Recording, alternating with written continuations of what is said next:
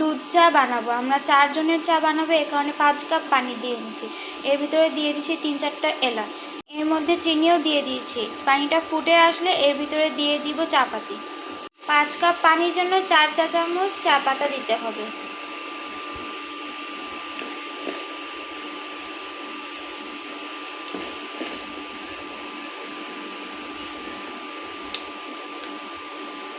একটু বেশি দিলাম। একটা বলক আসা পর্যন্ত অপেক্ষা করব। চাটা ভালো করে ফুটানো হয়ে গেছে, এখন এর মধ্যে দিয়ে দিব গুঁড়া দুধ।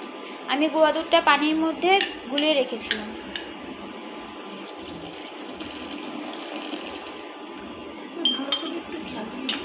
এখন ভালো করে জ্বালিয়ে নিব। আমার চার কালারটা কেমন হয়েছে সবাই কমেন্ট করে জানাবেন।